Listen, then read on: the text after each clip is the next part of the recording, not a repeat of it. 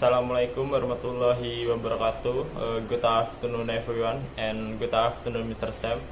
So, in this occasion, in this video, we would like to present and explain about our original journal.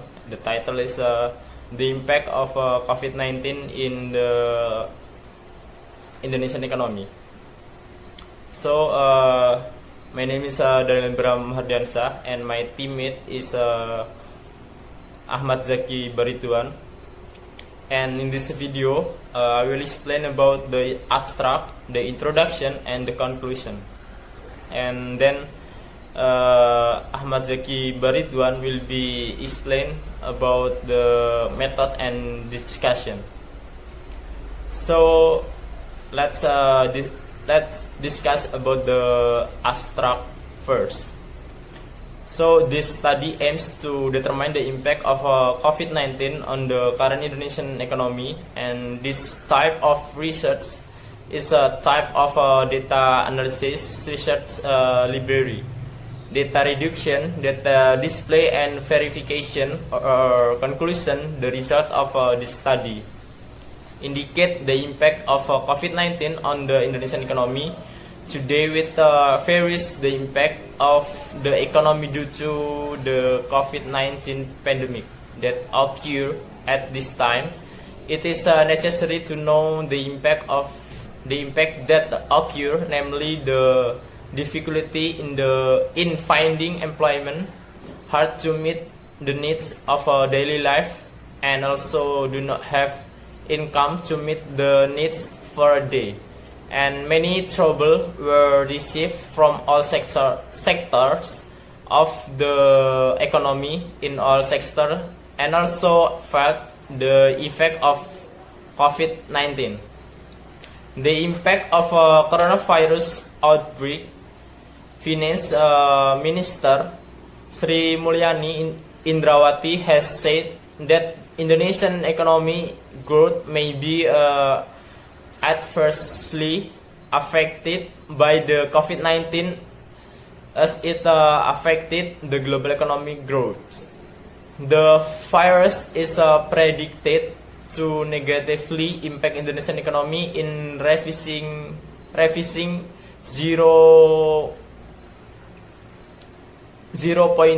to 0.6 percentage point of growth.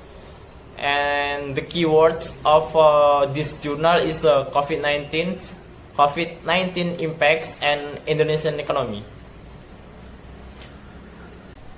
So next, I will explain about the introduction. So the WHO, or the World Health Organization, explained that coronavirus is a virus that infects the respiratory system.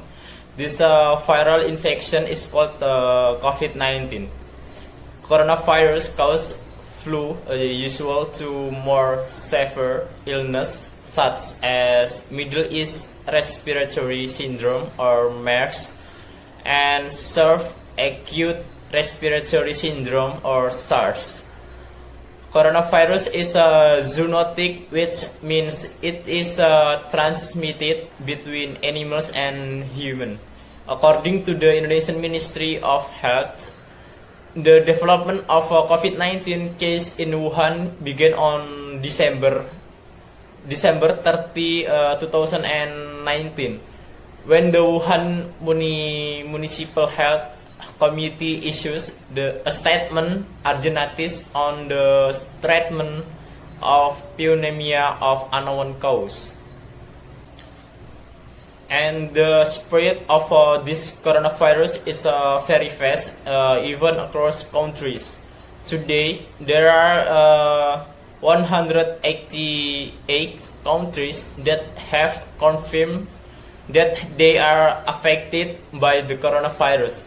The spread of the coronavirus that has spread to various parts of the world has an impact on the Indonesian economy, both in terms of trade, investment, and tourism place. and our president, Mr. Joko Widodo, has issues economy policy package, some of which are related to the industrial sector to drive the Indonesian economy by empowering micro enterprise and increasing industrial presence on the large scale as well as small scale industry will have a social economy and cultural impact on the community around industry. The economic impact that arise after the existence of industrial enterprise in the increase in community income and the opening of job opportunities. Although the existence of industry is deemed important to improve the economy, industrial development in Indonesia is not necessarily free without limits. The Indonesian Constitution has provide limitation related to the national economy as stated in Article 33 paragraph 4 of the 1945 Constitution of the Republic of Indonesia, which state that the national economy is carried out based on economic democracy with the principle of togetherness, equitable efficiency, sustainability, environmental insight, and independence, and maintain the balance of progress and national economic unity. The article emphasized that the economy, in this case the existence of industrial business, must be environmentally sound. An industry is required to be able to process industrial business waste so as not to pollute the environment. One of the government effort to direct certain activities to prevent harm to the environment is by issuing permit. Every person or business entity wishing to build an industrial business must have a license, including a license regarding industrial business permits. The instrument for industrial business licensing is the result of the actualization of the objective of the industrial business authority to create social welfare, and if it's not permitted, then the industrial business is deemed incapable of realizing social welfare. Based on the description above, the author is encouraged to research further on the impact of COVID-19 on the economy of Indonesia. So next, my teammate Ahmad Zaki Baridwan will be explain the research methods and the discussion. Okay, thank you, Mr. Daniel. So here I will present about research method and discussion. So the first is research method. The study aims to determine the impact of COVID-19 on Indonesia's current economy. In this paper, researchers use library research, namely in the process of data collection. They don't need to go into the field directly, but take various sources of reference that support this research. Research is a qualitative research type. Data collection technique, namely listening to and recording important information. Data analysis by means of data collection. Data collection and data collection technique, namely listening to and recording important information in data analysis by means of data reduction and data display and conclusion. So as to get a conclusive description about literature, studies to be developed in this study and to validate this data using triangulation of data sources. And the next is the discussion. So World Health Organization or WHO or WHO explained that coronavirus is a virus that infects the respiratory system. This viral infection is called COVID-19. Coronavirus causes common cold to more severe illness like MERS and SARS.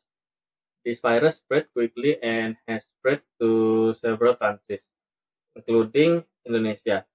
A person can catch COVID-19 in various ways. Namely, the first is accidentally inhaling saliva from sneezing or coughing from a person with COVID-19. The second is hold mouth or nose without wash your hands first after touching a object that has been splashed with the saliva of a person with COVID-19. And the third is close contact with suffered COVID-19, for example, touching or shaking into people which has or suffered COVID-19.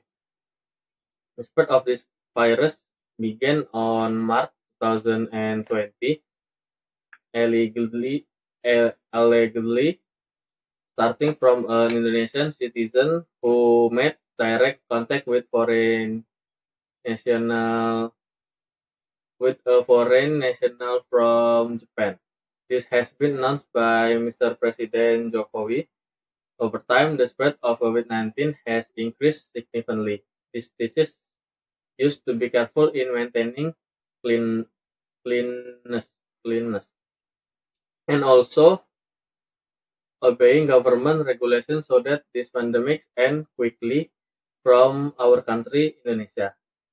In order to support government in preventing or breaking the spread of COVID-19 to become more and more, but let's fight together and it ends soon so that our lives can run as usual again. Lately, COVID has become a major concern of the Indonesian people because of the problem it continues to cause. There are many losses caused by COVID-19 which have an impact on Indonesia economy. The economic development of a country is basically aimed at achieving prosperity of society through high economic growth and even distribution of income. This is contrast to the situation in Indonesia in 1997 and 1998, where the crisis, which was originally the exchange rate, then developed into a banking crisis, which spread to social and political crises that had a major consequence for the Indonesian nation. The high rate of inflation at that time causes a decrease in people purchasing power, especially for low-income groups. Change in the amount of money can affect the interest rate and the consumption function, so the quantity of money gives rise to a change in overall demand. This is done by curbing the budget, regulating the banking sector, and restoring the market economy so that the economy will stable. A free market economy system makes people free to do their best for themselves, where the foreign exchange system is too free uh, without strict supervision, allowing the flow of capital to flow, free entry and exit. This one of the causes of the prolonged crisis. In addition, that the cause of the crisis is the weakness of the banking system in Indonesia. COVID-19 has a negative impact on the economy of people in Indonesia. The economic system is a system used by a country to allocate its resources to both individual and organization in that country. But since the existence of this pandemic, the country has had an economic crisis which is predicted to be weaker from previous year. Even according to Minister of Finance, that economic growth can be depressed to a level of 2.5% to 0%. This can happen when a good prevention strategy is not implemented. And right to overcome this, and now the country has edited intensive health worker by 20%, and the number of health sector by 6.1 trillion, and also at this time, and also this is a concern of the global economic at this time, including Asian countries, because the Minister of Finance said that in a meeting with the governor of the bank and the Ministry of Finance in ASEAN to discuss handling strategies to maintain the stability of the global economy, which is currently being threatened because COVID-19, including the national economy, has also experienced the impact of the COVID-19 at this time. And in the meeting, it was conveyed how the global economy responded to this COVID because it became a special concern at this time. During the meeting, she also explained how to look for vitamins or drugs to prevent COVID-19. But at this time, there was no cure for COVID-19. There is already a vaccine, but the effectiveness of the vaccine is not yet known. And now, for us to know together that the things where we handle at this time are used which priority scale is important according to what President said, that the main focus is health, but also other sectors are also considered and are not left behind because they support each other, and that is what is being done. Indonesia is the first Asian country capable of issuing global bonds. Since the existence COVID-19 and aims to maintain safe financing and increase foreign exchange reserves for Indonesian banks, this shows that there is still confidence the global financial market in the management of prudent APBN or APBN policies and sound macro policies. The Ministry of Finance continues to maintain and is committed to maintaining the principle of prudence, accountability, and transparency. Is safeguarding the state budget because it is an important instrument in achieving these goals.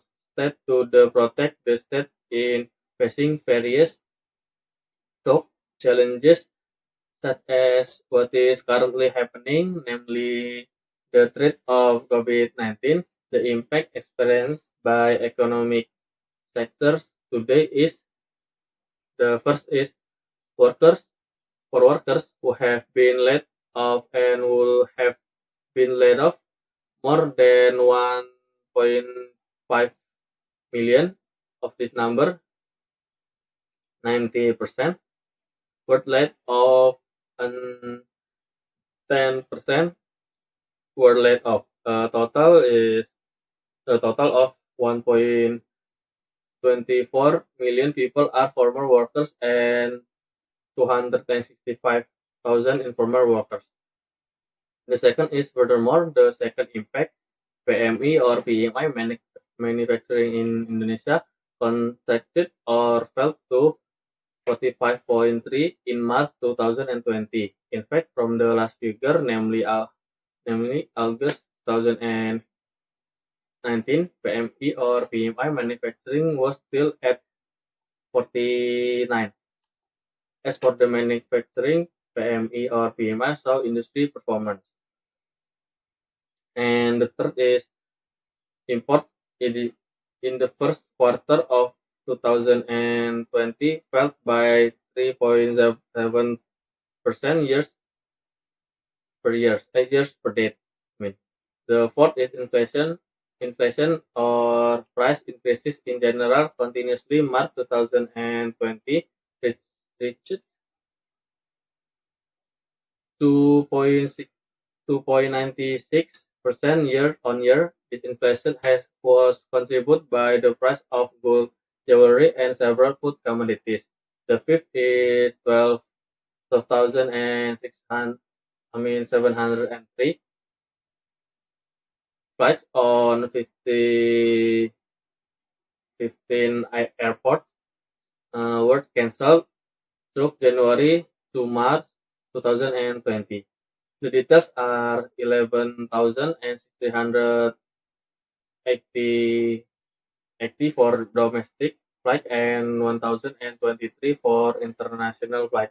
The sixth is tourist arrivals fell to 6,800 per day, especially tourists from China.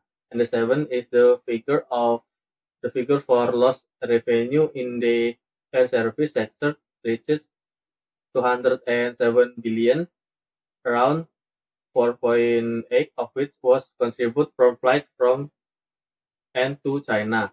And the eighth is decreased occupancy or placement on 6,000 hotels decreased by 50%. In addition,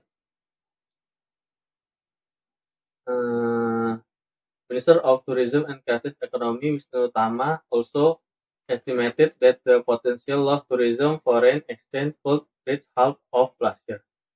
Okay, that's all about my presentation.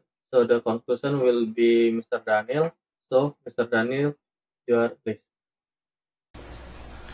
And the last is about the conclusion. So it can be concluded that the main objective of this analysis is to see the impact of COVID-19 on Indonesian economy at this time, which is more comprehensive from various alternative scenario for handling COVID-19 pandemic. And in this case, the minimal intervention scenario, the strong intervention scenario, example is through social restriction on the scale large effective, and a strong intervention scenario coupled with fiscal stimulus, a combination of simple benefit cost analysis, and the result of the analysis conclude that it is true that strong intervention to minimize the spread of COVID-19 virus can reduce economic growth more severely than the minimal growth. And however, this conclusion is based on the variable, namely economic growth, which of course is not the only important economic factor in the economic analysis. And the different conclusions are obtained in the long-term context, where long-term economic growth can be more depressed if the scenario is minimal intervention. And it can be concluded that loss the economic of the strong intervention strategy must lower subvention than the minimal intervention scenario economy loss from mortality. Of course, there are many imperfections in this analysis, the results are very likely to be sensitive to the assumption used. Further studies are more formally, of course, required sensitive analysis of the assumption and parameterization that has been carried out. And that's all the explanation about our journal. And the last I say, wassalamualaikum warahmatullahi wabarakatuh.